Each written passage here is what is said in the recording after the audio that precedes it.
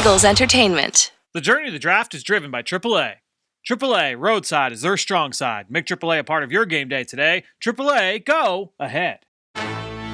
With the 25th pick in the NFL Draft, the Philadelphia Eagles select.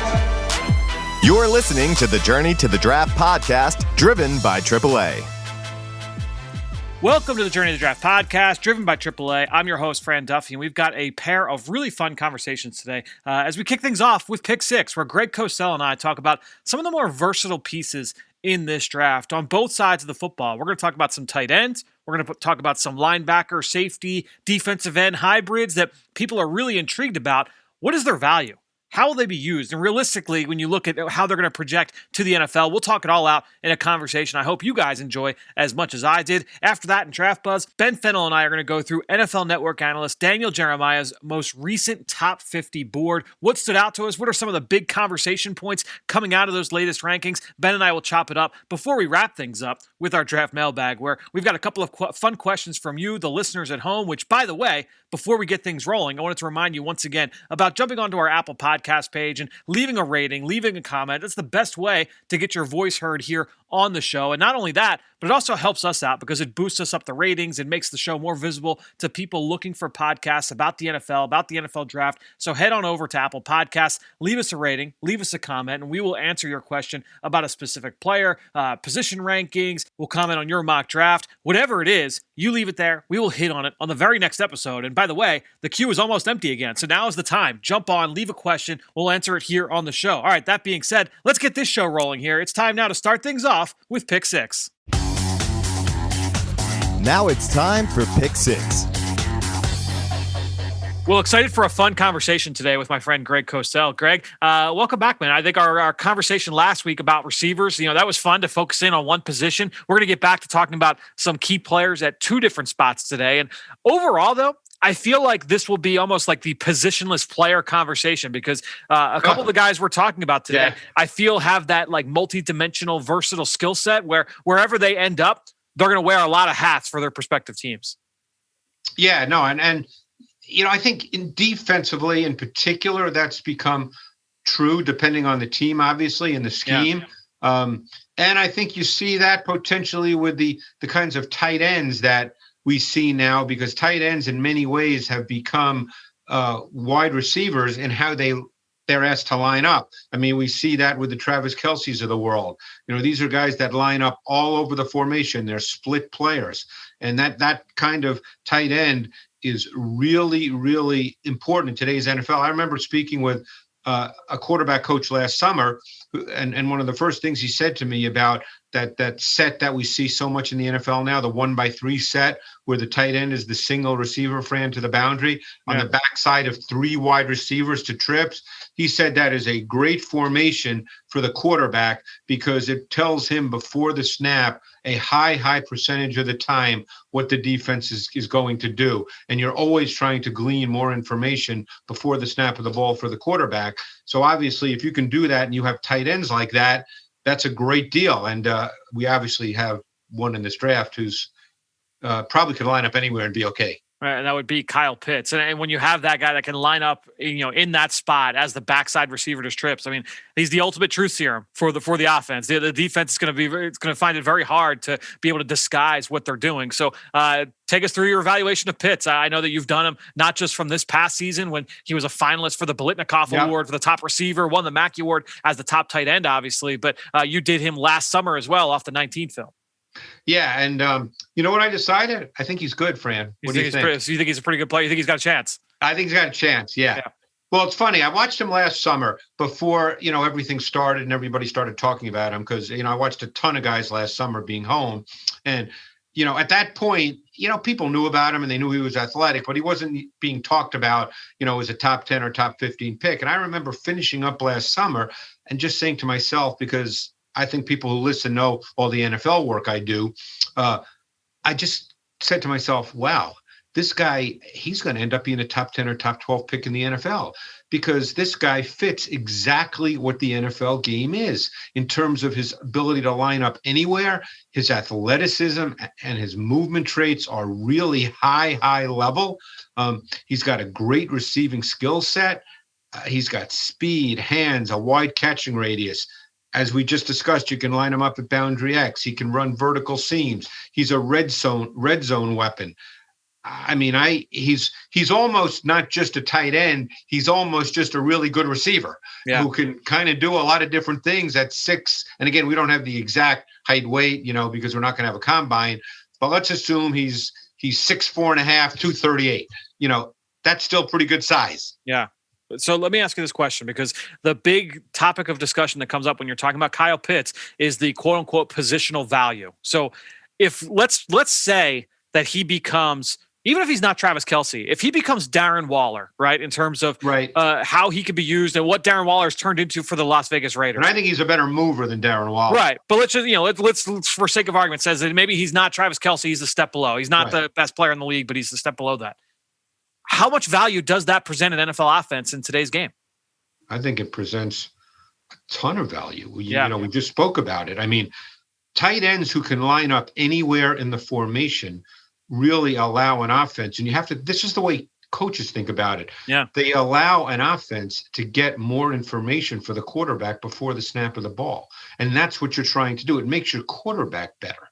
And that's ultimately what you're trying to do. Is every offensive coach, whether it's the OC or the quarterback coach, they're trying to win before the snap of the ball for the quarterback. The longer the quarterback has to go into the down without having a precise feel for what the defense is doing, the more likely the defense wins that down. Yeah. So that's why a player like this is so important. Again, you ask a great question. And I know a lot of people talk about this because they think, oh, he's a tight end, or, well, he'll be designated a tight end and he'll be in the tight end room when they go to meetings. But when you ultimately line up and play, he's not a tight end in the conventional, traditional way we think of tight ends. Yeah, if he were to reach what Travis Kelce has been, if he were Jimmy Graham in his prime, I think that people will look back on that and say, yeah, like that guy's worth a top 10 pick in the draft that he came out. That's how much value he brings to an offense. Look, I know we've had this conversation with our good friend Ben. At the end of the day, right or wrong, what the league has become in many ways, is you're trying to create explosive plays on offense, which high percentage-wise come out of the passing game far more than the run game, correct? No question. And defensively, of course, you're trying to stop those explosive plays. Big play league, got to stop them, got to create them. Correct. So Kyle Pitts, take the TE off the beginning of his name. Kyle Pitts can create explosive plays for you in the pass game. Yep. So whatever position you want to give to him, that's great. But he can create that. I mean, I remember, and I'm sure you saw this play, he was a boundary X this year. He beat a couple of corners who were considered pretty good. He had a 25-yard touchdown versus Tyson Campbell. Yeah. He beat J.C. Horn on a back shoulder fade this year. He beat Kelvin Joseph bad. It was the biggest play Kentucky gave up all season long. Yep. So, I mean, you're dealing with a guy that beats corners, college corners who are going to be likely drafted. Horn, my guess is, will be a top 20 pick. I haven't studied Tyson Campbell yet in detail. I'm in the process of studying Kelvin Joseph, who was initially an LSU recruit. So we're not talking about a poor player. Obviously played at Kentucky this year, and he's in the draft. Yep. I'm studying him now, but he looks like he has traits. It wouldn't surprise me if he ends up being a top 60 or top 70 pick. So you're dealing with a player in Kyle Pitts who can beat quality corners. And so it doesn't matter what the two initials are before his name. He can create explosive plays against corners. So let's talk about Brevin Jordan, another guy from the state of Florida, down at the University of Miami, has that same kind of matchup capability. He's a little bit of a different package. He's a little bit shorter, a little bit stockier, but has that ability to win at all three levels, can create with the ball in his hands. I mean, he was created a lot of big plays for the U this past season and going back to 2019 as well. What did you see from Brevin Jordan on film? He's another guy I watched last summer as well and really liked him. Like Pitts, to me, was in a class by himself, but I felt after watching 6 or 7 tight ends last summer that Jordan, to me, was the next guy. He came out of a big-time high school program in Las Vegas, Bishop Gorman. Yep. It was a big get for the U, as you know, to come across the country. Another guy, not as long as Pitts, not as purely explosive as a route runner, but really, really good after the catch. Run after catch, he's really good. I think that he's physical, he's competitive, he can run. I think his movement traits are smooth. There's an explosive element to him. Another guy that can line up and has extensive experience lining up in multiple locations within the formation, that movable chess piece guy. Another guy that I think really fits well in today's NFL. So the thing that stands out to me, Greg, with both guys, and it's one of the first questions I get on Twitter whenever I bring either of them up. Oh, but what are they as blockers? Are they just, one-way players? And, they're not. Both guys compete as blockers, pass pro and run game. And I think that is a very important part of this equation as well. And one thing I've learned, and I don't presume to be, the one area I don't presume to be an expert in many, but in one in particular is the specifics of pass pro. Okay. Yep. But I can tell you this from talking to offensive line coaches through the years. If a guy gives effort and competes, which both these guys do, by the way, both in pass pro and in run blocking, then you can teach them a lot of the specific techniques and fundamentals. Yep. And both guys, I made it a point to watch significant running plays of each team, both Miami and Florida. I probably watched 100 running plays of each team because I wanted to see these guys run block. Yep. And they compete. Yep. And even last summer when I did it, I was actually kind of impressed with Pitts as a run blocker. Is he going to be the best tight end run blocker in the league? Probably not, but it doesn't have to be. But he competes, and he was pretty good at it. So, no, you're 100% right. These guys both are perfectly fine as run blockers, and they'll get better in the NFL.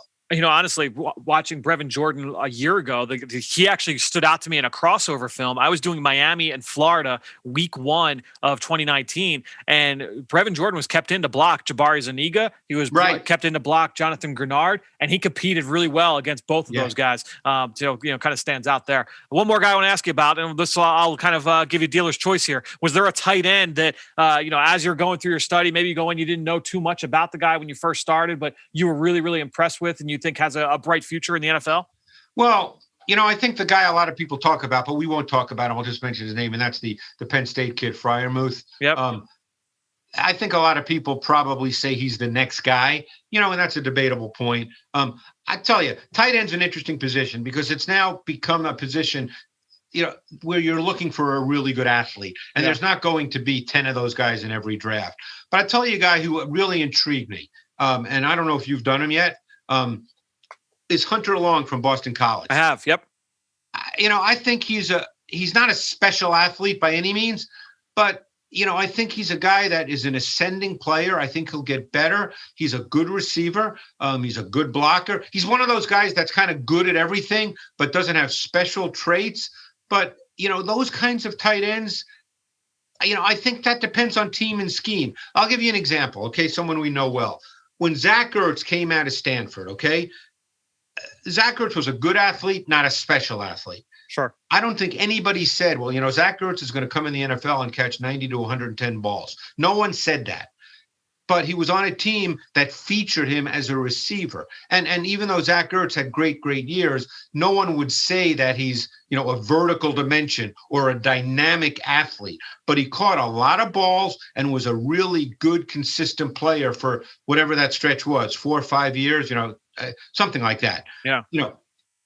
I'm not saying Hunter Long is going to catch 115 balls, but, Hunter Long to me is the kind of guy that will start his career as a tight end 2 with an opportunity to become a tight end 1, depending on the team. And, so many teams now play 12 personnel, as we know. So he was a guy that I think is an ascending player, and I found him a really interesting watch. I wrote down Austin Hooper while watching him. I feel like he's got a well-rounded game, and that kind of player. What stood out to me is that he led the team in receiving each of the past 2 seasons, 2 completely different offensive schemes. This past year, they were much more wide open, much more of a throwing operation. The year before, that team was about as ground and pound as it gets, and it was A.J. Dillon, we're going to come at you with power or an inside run and duo, every single play. And and he was an all-conference player leading that team in receiving, but more as a blocker. And I think that stands out just to his well-rounded skill set. I agree. I mean, I again, is he a guy that's going to go in the top 35? Probably not.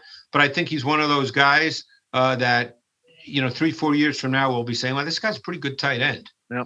So let's go over to the other side of the ball. And I feel like a guy, the position group that will get matched up with these tight ends, on occasion, will be these versatile linebackers. And everybody's looking for those matchup players on the defensive side that can, go to toe-to-toe with a Kyle Pitts, with a Travis Kelce, with those kinds of players. So I want to first ask you about Zaven Collins from Tulsa. When did you first study him? And what was your first take when you got a chance to really kind of dig into the film? My first take was that he's a big dude. He's a big guy. He's a big dude who moves really fluidly. That was my first take.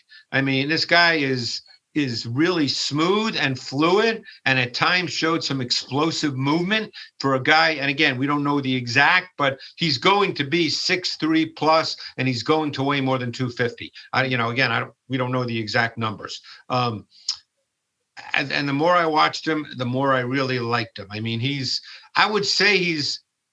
despite his size, I would say he's probably more of an athletic player than a true power player. But he struck me as like a bigger Kyle Van Noy type player, a guy you could play all over, and he could do a lot of different things for you. I'm curious if, as he develops, if there's a Fred Warner element to his game. I mean, Warner came out of BYU as a guy that played a ton outside the box. And even though he did play in a stack position, some had questions about whether he'd be that physical in the box player, which he's turned out to be in the NFL.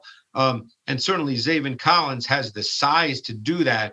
But this guy he's got the traits, the skill set, the versatility to be a 3-down linebacker.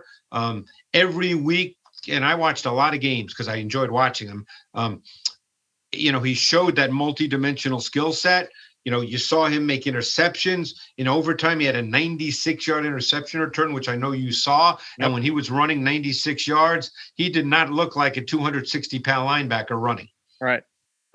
He is a fascinating player, and I'm going to follow up with you on him, but I almost want to group in the second guy into this discussion.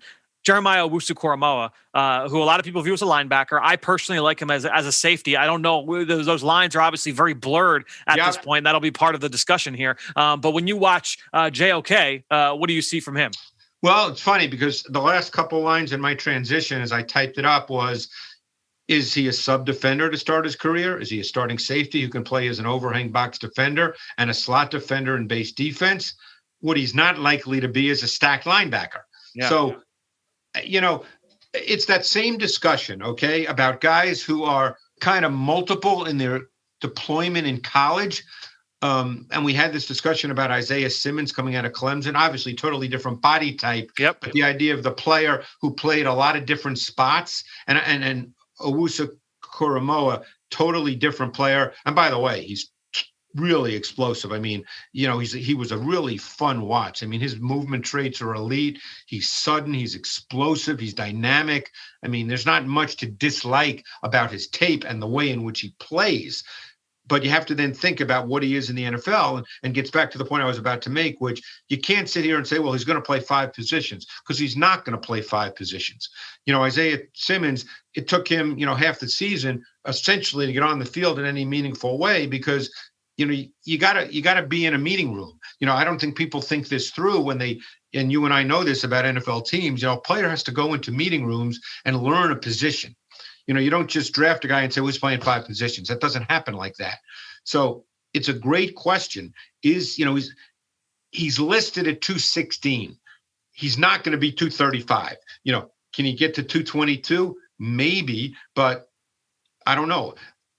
Given that he's not a stacked player in the box, is he ultimately a safety, Fran? Yeah, I mean, that's kind of how I view it. And I think it's 2 interesting players come to mind when we talk about Jeremiah Owusu-Koramoa, and it's guys that their draft cycles, you and I talked so much about, whether it was here on this show or over on the Eagle Eye in the Sky podcast. And that's Miles Jack when he was coming out of UCLA and Jabril Peppers when he was coming out of Michigan. And, I think with both guys, you had those same conversations of, oh, well, look, he could do all these different things. And even he can even play offense and do different things. It doesn't quite, you can't quite, it doesn't happen that way in the NFL. No. It's a little bit different. So I think with the Owusu-Koramoa, it's just really interesting. And look, for the struggles that Isaiah Simmons had early last year, I think a lot of people will point to, look at Carolina, look at Jeremy Chin. I didn't watch a lick of the Panthers defense last year. I did. But he played one position. So that's what I was going to ask you. What was one position? Okay, so that's what I want to ask you. Yeah, he essentially played box safety. Now, were there snaps he played deep safety? Yes.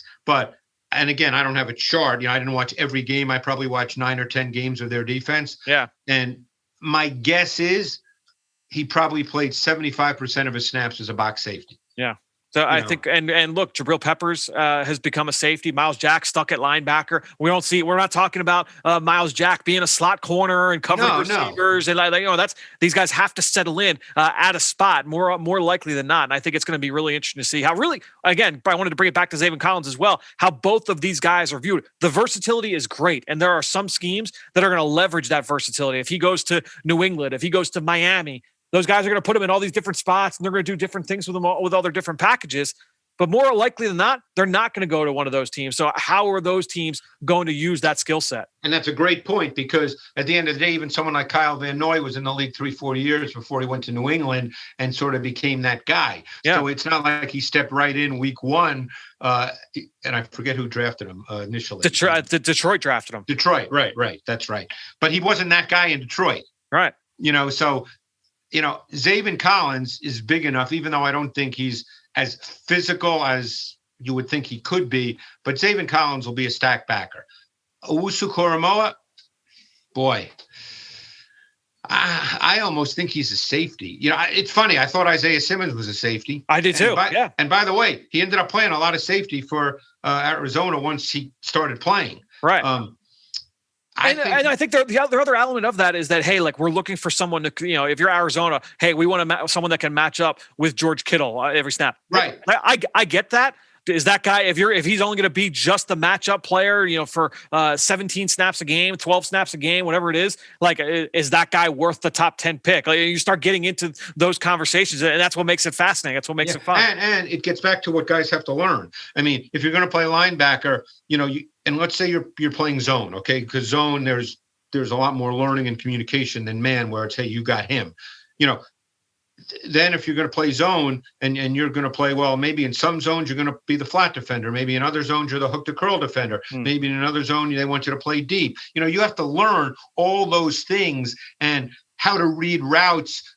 Besides reading routes, the first thing is how to read the formation. First of all, what do you get from a 2x2 set? What do you get from a 3x1 set? What are the receiver splits within each set? What does that mean for the specific route concepts? These are things you have to learn.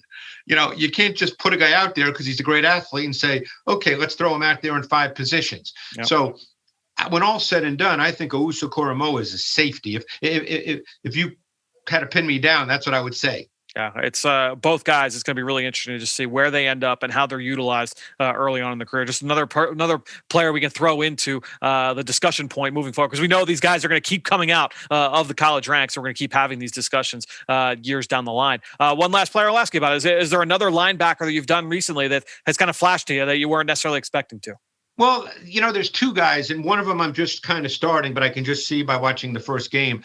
There's Gabriel Cox from LSU, who came from North Dakota State after, a great career at the FCS level and was a productive player at LSU. Now he's listed no, I think we know what he is because he was at the Senior Bowl. Yep. I got 6'3", 234, something like that. And then there's the Davis kid from Kentucky, who's also about the same. And, you get these long, athletic, rangy linebackers. And Cox is not a physical player at all. The tape doesn't show that anyway. But boy, at LSU, he matched up man-to-man to backs, tight ends, wide receivers. He ran with these guys easily. Davis from Kentucky is much more of a box player and shows much more box traits, but he's another long, rangy, athletic guy. And in today's NFL, these kinds of players with that ability to play in space, to have that kind of range, to match up man to man, unless a guy's great, the days of these 5'11", 6 feet linebackers, I'm not saying you'll never see one. There's always exceptions.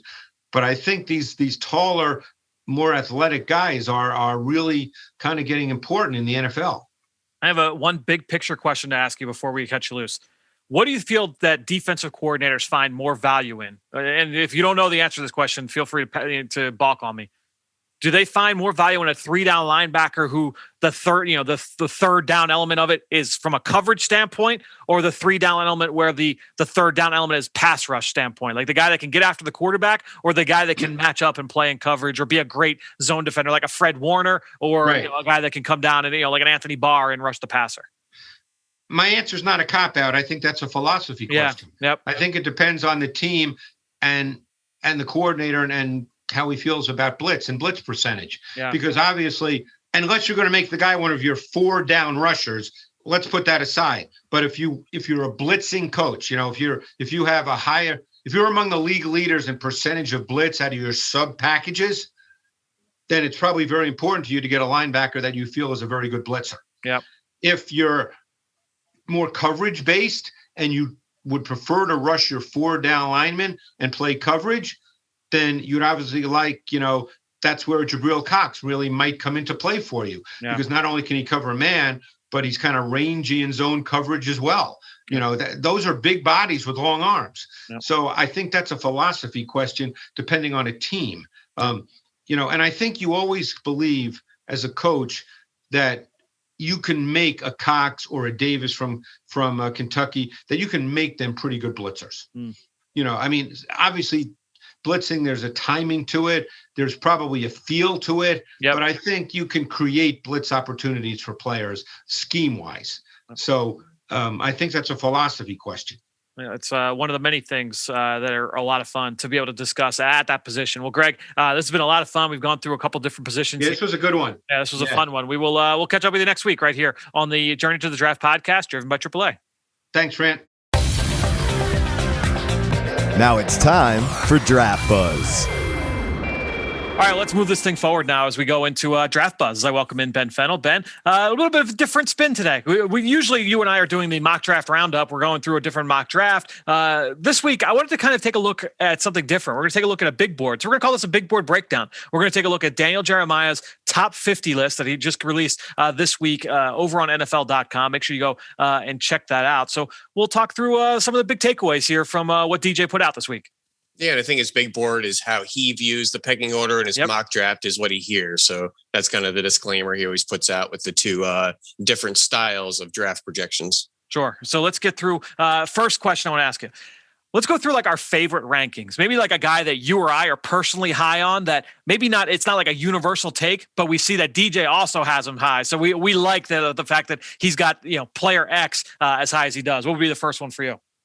I think it's going to be Greg Newsome, the Northwestern cornerback, as his corner 4, number 31 overall in his top 50 here. He's a lean, long, tough kid, really good hips. He's feisty. He's pretty raw, has a lot of false steps and some mechanical technique issues to work out. But after the first 3 corners, it's kind of open season as far as the way people have these ranked, whether it's one of the Georgia kids, whether you go Surtain, Farley, Horn, and then you put in Asante Samuel as that zone guy. Once you get through those first 3, I've seen all sorts of rankings. I like Greg Newsome. I think he's a little bit behind the 8 ball as far as his buzz coming up through draft season, but DJ putting him CB4 will certainly get the ball rolling. No question. I think that gets that opens some eyes for sure on him. Let's go to my first one, and I'm going to go with North Carolina running back Javonte Williams. DJ has him as his number 32 player. We talked about him with Greg a couple of weeks ago. Greg really liked this film. I love this kid's film. I think when you look at just checking the boxes at the running back spot, his ability to make the first man miss. He can run with power. He's got good vision. He can catch the ball out of the backfield. He's a good blocker. DJ wrote at the end of his blurb, he said that at the end of the day, he could emerge as the best running back in the 2021 class. And I think that's spot on. That's kind of how I view Williams as well. I think that he's got the ability to be a true 3-down back. I'm a big fan of his game, and I'm glad to see that, DJ really likes him. Greg really likes him. It makes me feel good about my evaluation for sure. When you start talking about prototypical as far as the frame, the style, the traits, he's really more prototypical than Travis Etienne and Najee Harris, who Najee obviously has some height issues working against him. Etienne's a little bit more of a leggy, high cut guy, the slashing type, maybe not the guy you want running between the tackles consistently. When you start to look at it, Javonte might be the more prototypical back out of the group. Yeah, I think that's right. Is there a second guy for you? Well, as I've been kind of pounding the drum for the lack of interior defensive linemen going the first round, I don't love Christian Barmore. I don't love Davion Nixon as first round players. And that parts the seas perfectly for DJ's number one interior player, Levi Onwuzurike at the University of Washington, who I think is an outstanding player. Yep. And I think is a little bit tough to figure out because of how many different roles and assignments and alignments he played at Washington. He could be a nose tackle on play, then an edge, then a 3-tech, but he's an explosive player. He's a strong player. He's a stout player. He plays with his hair on fire. He'll make plays all over the field out to the numbers. I think having him as the number one interior defensive lineman, number 28 overall in the top 50, is a ballpark that I absolutely love. And I'm completely on board with him kind of, a notch ahead of Nixon and Barmore. He's a guy, I think there's something to be said for defensive front seven players that are just fun to watch because they're always around the football. That's Onwuzurike. You don't always say that about a D tackle. That is him to a T. I mean, he is so active. He's so disruptive in a lot of different ways, but with that first step quickness and that violence, that urgency from sideline to sideline, so much fun to watch for sure. My last one here, I'm going to go on the opposite side of the line of scrimmage. I'm going to go with Oklahoma State offensive lineman Tevin Jenkins, who DJ has at number 30. I look at Tevin Jenkins as one of the more underrated players in this draft. When you look at him on film, I know that he is, that he's had some inconsistencies early in his career that he's tried to work through. This kid is powerful. He's violent.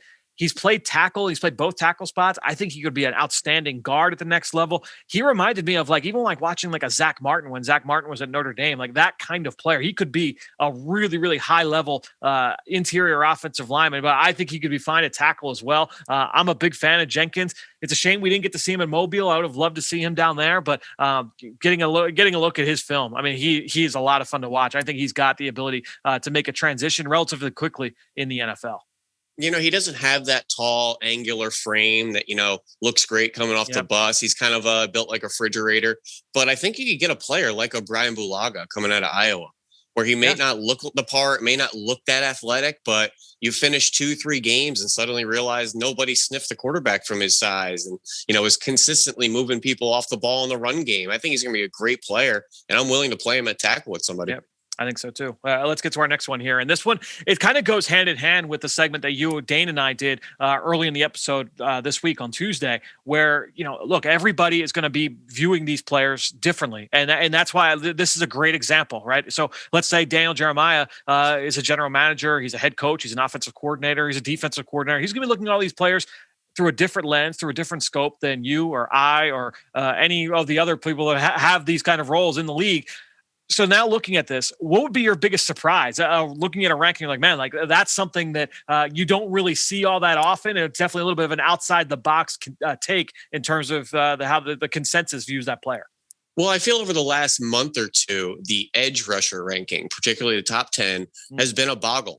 Seems like every time I'm looking at a mock draft or a big board, they're re-shooken up. But I thought we were starting to get some consistency and stability at the top, and it seemed like Azeez Ojulari was emerging over the, Gregory Rousseau's and Kwity Paye's this time of year. However, DJ has Ojulari as his 7th edge, behind the likes of Joe Tryon, behind the likes of Ronnie Perkins, behind the likes of Jason Owe. So while, Ojulari may be rising and becoming that 1 or 2 on some people's boards, going the other way with DJ, which I thought was a little bit surprising, as Ojulari was a player we've studied fairly recently and both were pretty impressed with and felt pretty safe about putting him in the first round.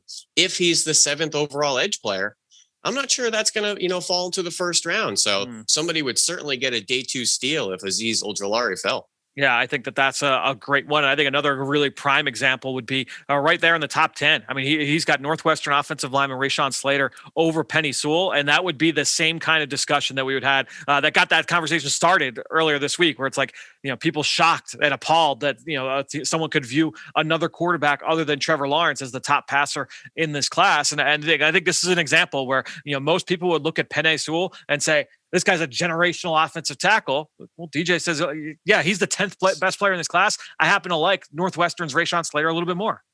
Yeah, and I think that's fair. And I think we're in that, time period where it's a little bit of a paralysis by analysis, and the top guys are going to get ripped apart. And it may be some pretty glaring things on tape. And we might start getting into the who came to their birthday parties type of conversation. So, this is that time of year where it's your choice to be emotional or dramatic about what you see. The analysts out there just trying to paint a full, fair picture. Sometimes you might not like it. Sometimes they're just throwing questions out there about ability and ranking and pecking order and what ifs. That's okay. I love seeing this stuff. I love seeing the doubt about top players, or maybe trying to rip it apart or have a deeper, nuanced conversation. That's okay. That's healthy. We just don't need to be dramatic or emotional when we see it.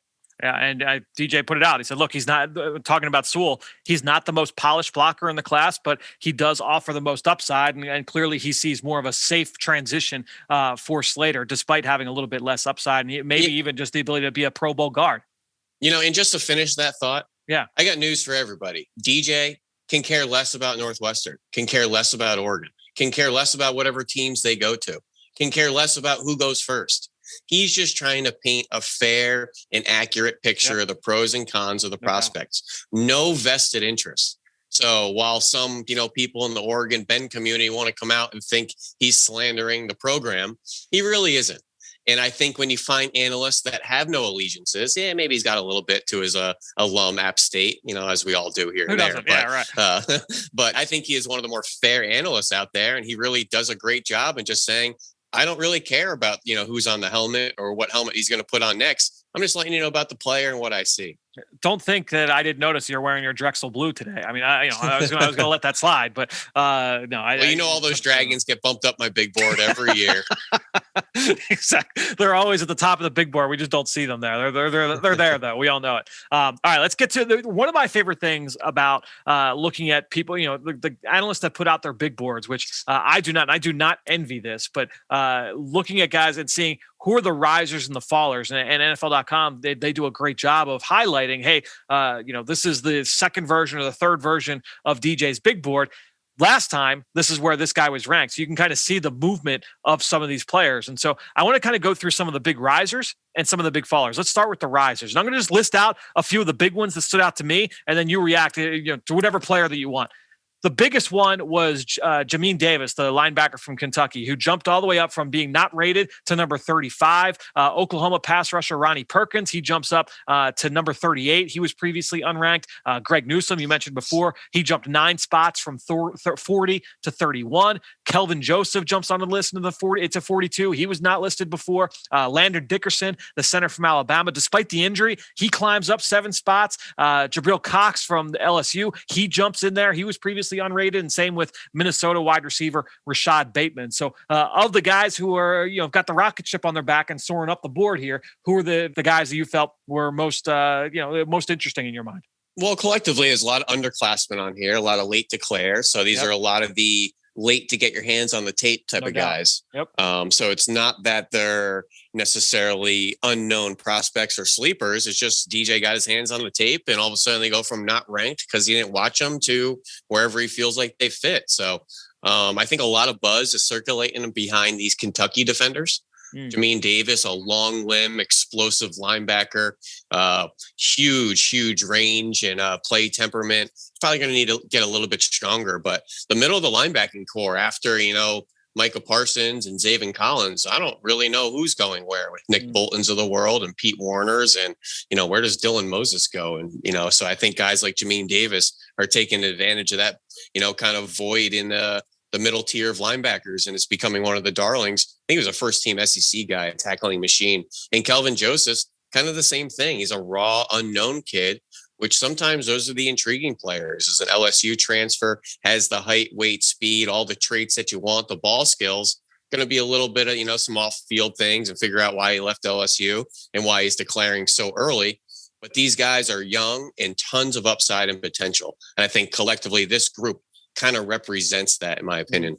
I think it goes back to one of your earlier points that, and to me, like I said earlier, I do not envy the guys that have to put out their big boards throughout the course of the process because, we're doing this as one person. You can't go through, you can't have a full breadth of knowledge on all of these players at any given time. So, as you mentioned, hey, he didn't get to watch Ronnie Perkins up until recently. He didn't watch Jameen Davis and Kelvin Joseph up until recently. So a guy climbing up the board isn't necessarily all like, look at what he's done or look at what people are saying. It's more like, yeah, like I finally got a chance to watch him. And I can relate to that because while I don't have to put out, my how I kind of grade these guys and how I view them, it can be frustrating at times to try and see like, man, I wish I knew everything to know about all of these players, but it's impossible. You and I, Dane, we can't do it. Greg, the same thing. You can't obviously know everything about every player at once. Yeah, and I think that's a really fair assessment on kind of how the pecking order gets constructed, why it changes from time to time, why players bounce around from time to time. So it's not a perfect, it's not a perfect exercise or a perfect science to it. So let's go to the fallers. Let's go to the guys that are on the other side of this. Because if some guys are going up, some guys got to be coming down. The big ones here, Penn State's Pat Fryermuth, he dropped down 11 spots from 38 to 49. Before you go any further, Fran, that's actually the only note I have written there. If guys go up, that means guys have to go down. That's what I have written down here. So go ahead and list the fallers. So you got Pat Fryermuth going from 38 to 49. Davion Nixon from 35 to 45. He goes down 10 spots. Aaron Robinson from Central Florida. He goes from 39 to 48. That's a 9-spot fall. And then Elijah Moore, the wide receiver from Ole Miss, he falls 7 spots from 43 to 50. Ben, your thoughts? Somebody's got to go up. Somebody's got to come down. Yeah, that's kind of how I view it. I think they're all, still in the right ballpark as being top 50 players. Yep.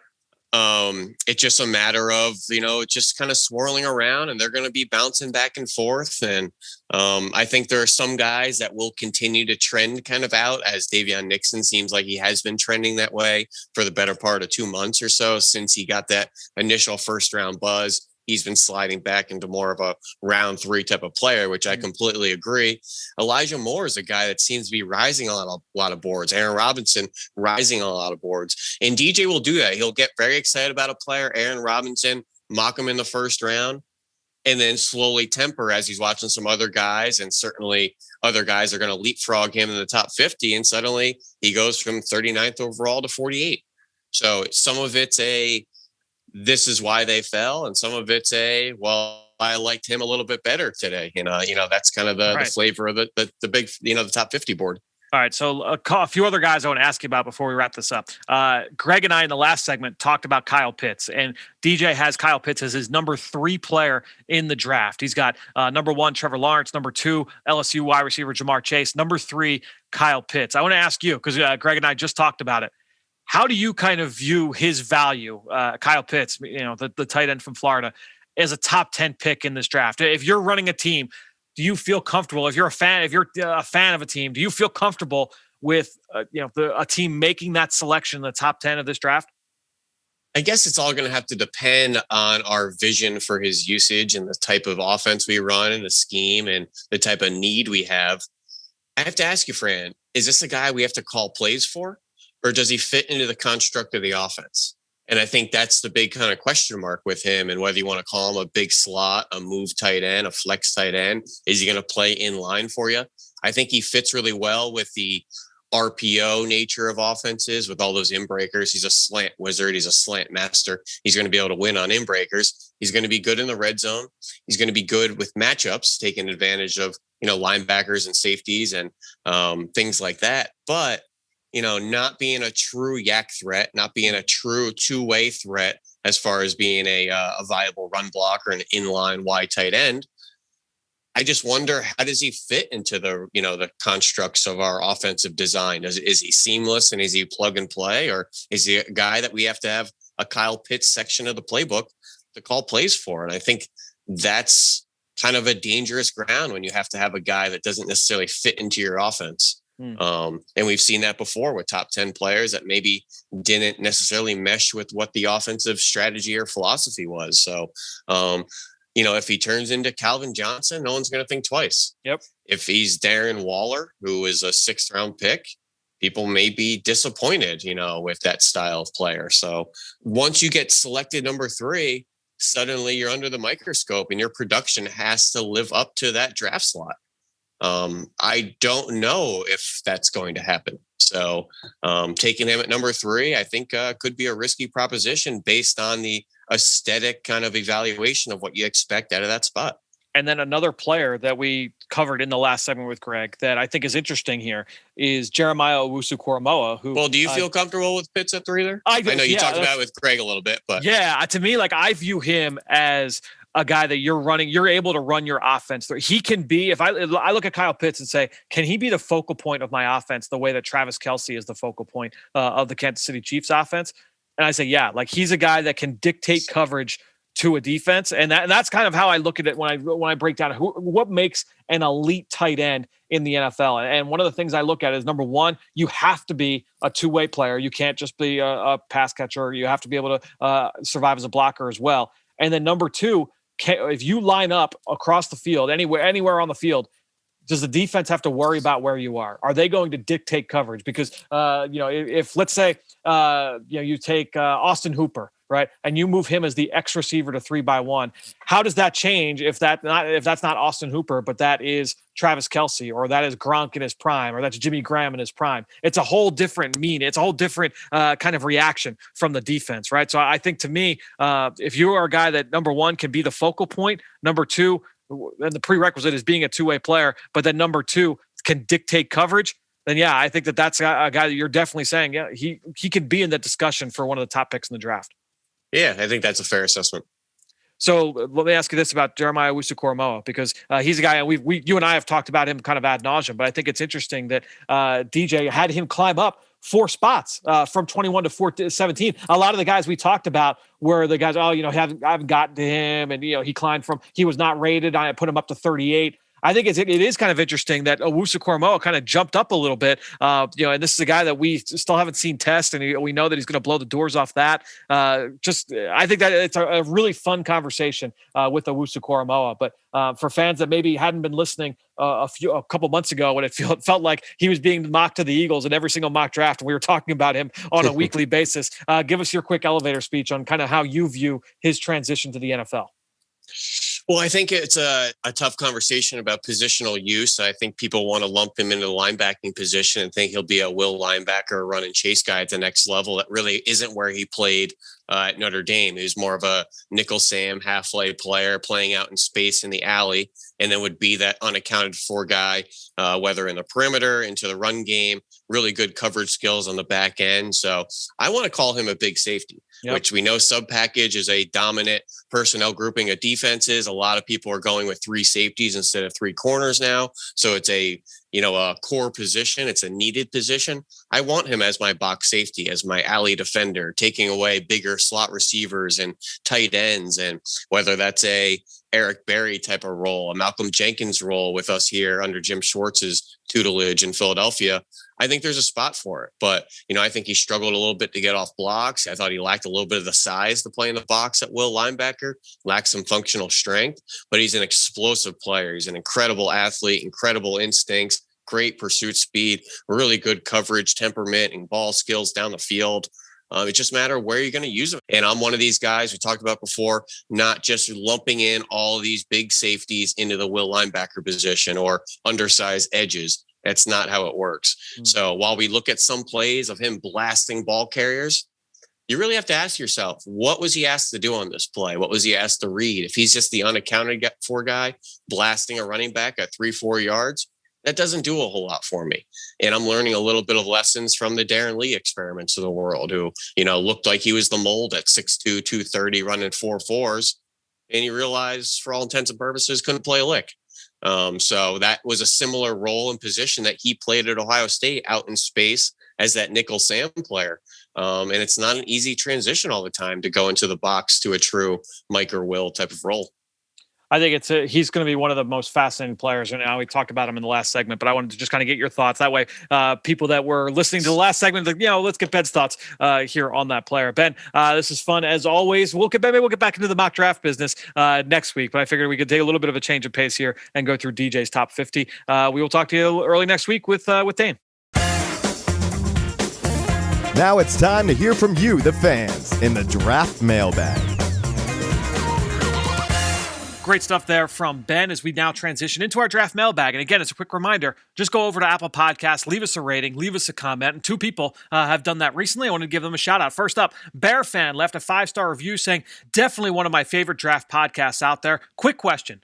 Who did you have ranked higher coming out of school? And it looks like it's a trio of linebackers from last year. You have Kenneth Murray from Oklahoma, Patrick Queen from LSU, Jordan Brooks from Texas Tech, and then throw in Missouri linebacker Nick Bolton from Missouri this year. And he is coming out in this year, the 2021 NFL Draft. So what would the order be? Well, I'll go right in the order that you listed them. I would have Kenneth Murray, number 1. I would have Patrick Queen from LSU, number 2. I had Brooks. He was actually, I think, number 4 or number 5. I still gave him a starting grade, but I had a couple of guys listed ahead of him. Willie Gay, who went in the second round out of Mississippi State. The Kansas City Chiefs took him. And then I think Malik Harrison, another Ohio State linebacker who ended up with the Baltimore Ravens along with Patrick Queen. He was my number 4 guy, but I really liked Brooks as well. I thought that he definitely had starting traits. All 3 of those guys were first-round picks. Murray, I was really, really a big fan of. I think when you look at what he brought to the table, both from a physical standpoint and from an intangible standpoint, I know it was a little bit of a rocky start this year. He was in and out of the lineup. The play was a little bit up and down. Patrick Queen was much more productive, but he was also more of a role player. I mean, they kind of cycled him in and out in certain packages. So, a lot of that comes down to usage. We'll see how those guys all do in year 2. But I would say of those 3, Murray, Queen, Brooks, and I'm not done my projection yet on Nick Bolton. I still have a lot of work to do on him. I would put him more in that Kenneth Murray mold for me in terms of I think that he's a guy that can come in and be a productive player from day one. I think he's a 3-down prospect. I love his ability to get after the quarterback as well. He's an explosive athlete. I've compared him in the past to a guy like Devin Bush, and obviously we're not going to see Nick Bolton at a combine, but we'll see how he tests in the pro day. I think he's still got that same amount of juice that Devin Bush had, and he obviously exploded during that pre-draft process and ended up being